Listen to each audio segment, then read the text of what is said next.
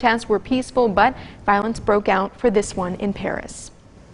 Well, it's time for sports. Our Nick Mantis joins us now with a look, and the Michigan State golf team was in the hunt for a championship today. Yes, Sarah. The Spartans came into today's final round of the Big Ten Championship with a one-stroke lead. You got to stay right here to find out if they were able to bring it home. Plus, there were even some more Spartans getting after it on the diamond this afternoon. MSU baseball and softball highlights that you don't want to miss coming up right after the break.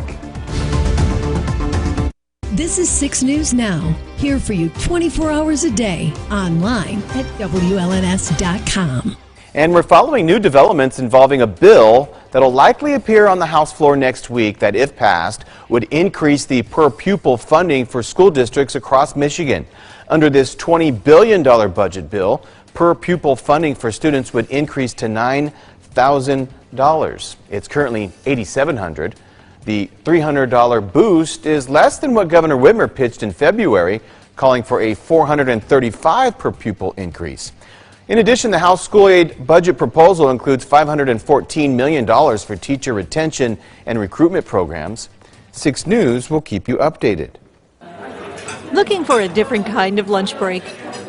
Check out the Daily Digital Debrief, weekdays at 12:30 on WLNS.com and on the 6 News app. It's a little bit of news, a little bit of weather, a little bit extra.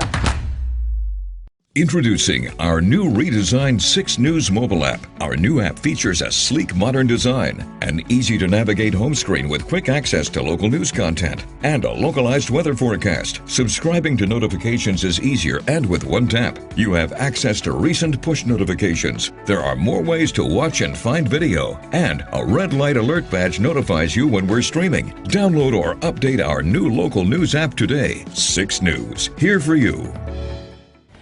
This weekend, Michigan State University will be hosting its annual Teddy Bear Picnic, allowing kids the opportunity to overcome the fear of going to the doctor and to have some fun doing it. So joining us now live in studio with what this event is all about is 6 News reporter Michael Thomas. Good morning, Michael. Yeah, good morning, everyone. Happy Friday. You know, this is really all about the kids, and it's really about getting them to understand the importance of health care and to learn some knowledge about how the healthcare system works in general. And officials plan to do it by allowing them to bring their teddy bears to get a checkup. Now, the event is set to start tomorrow morning at 11 o'clock. It'll run until 3 in the afternoon. It'll take place at the Demonstration Hall field, which is located across from Chestnut Road on campus. Kids are encouraged to bring their favorite teddy bear or toy, and they will get them checked up at the Teddy Bear Hospital. This involves meeting with their insurance person, getting an insurance card, getting their vitals checked for their bear. This is the 6 Sports Desk.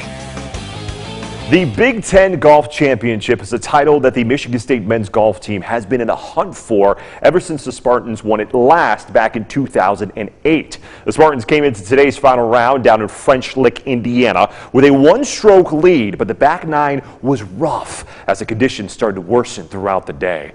MSU's James Pite and Ashton McCullough birdied 18, which gave them an opportunity to either tie things up with Illinois with another birdie, but the par in the final hole ended it as the Fighting Illini took home the title with a one-stroke victory. We were able to chat with head coach Casey Lubon on the bus ride home to East Lansing, and we asked, in a moment like this, when you're one stroke away from winning a Big Ten championship, what do you tell the team after this heartbreaking loss? Just make them give you a hug, because there's bigger things in life. I mean, we love to win. You know, winning a Big Ten is something we all shoot for every year. But I just told them all I loved them, and they played as hard as they could, and I was proud. I mean, today's not a day for coaching.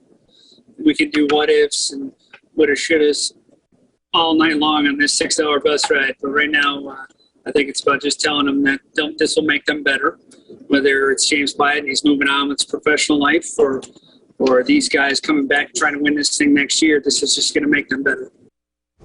As for the Michigan State baseball team, it had an opportunity today to get its 6th straight win in its first sweep in Big Ten play since 2018. The Spartans took the first 2 games of the series against Minnesota and were looking for a little bit more fun today. Now, the Gophers scored the first 3 runs of the game, but the Spartans responded by scoring the next 4. Bottom of the 5th with 2 men on, Trent Farquhar sends one deep into the trees in right field for a 3-run home run that gives MSU the lead. But Minnesota would take the lead back. Jack Kelly finds the gap in right center to bring home 2 runs and to put the Gophers up 2 in the 7th inning. MSU rallied from a 3-run deficit twice in this game. The final one came in the bottom of the 8th inning, all tied up at 7 runs, and Farquhar, a.k.a. Mr. Clutch, goes down the line as Mitch Jebb scores the go-ahead run, and Minnesota would have one final chance at the top of the 9th with the bases loaded, 2 outs, a shot to left center, but Peter Odd, he's the man, making the diving catch to end it as the Spartans get the sweep of the Gophers, winning the game 3, 9-7. So Peter, how did you feel after making that game-winning catch? Feels great. I mean, there's not a better feeling than winning, especially we went through a bit of a dry spell there, and coming back, everybody's doing a great job at the plate. Pitchers are making their pitches on the mound. It's been awesome. I knew P was going to go track it down for us. He gets to do a lot of balls that a lot of guys don't, so I'm glad that we had him out in center today, and he got a really good jump on that ball and made an amazing play. When the ball was hit, I thought it was going to be caught, and then I didn't. And then Pete ran it down, and again, he's a really athletic kid. That's why he's their center fielder. Well, over at Sequia Stadium, the MSU softball team was playing its final home game of the regular season, and the Spartans were hoping to avoid getting swept by the University of Maryland. MSU's volleyball head coach, the new one, Leah Johnson, was in attendance, as well as athletic director Alan Haller. The Spartans scored the first, but Maryland responded like this. Megan Maikami sends a line drive to center field that gets by the outfielder and allows Maikami to turn on the burners for the inside the park home run, and that tied the game up at 1. MSU would have 2 runners in scoring position for Kendall Case, who does her job perfectly. Sac fly brings home Brooke Snyder, and that's the way we start. That would be all that starting pitcher Ashley Miller needed, because she pitched her 20th complete game of the season as the Spartans would get the Sunday victory, 2-1 the final.